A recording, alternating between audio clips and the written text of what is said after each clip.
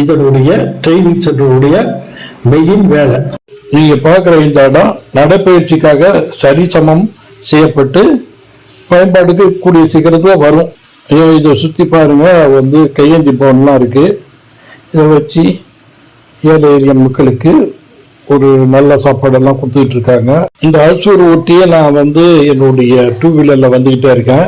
பெங்களூர் மக்கள் சார்பா நான் ஒரு கோரிக்கையை வைக்கிறேன். அந்த கோரிக்கை என்னன்னா, இது தீயணைப்பு மற்றும் காவல்துறை தலைமை அலுவலகம்.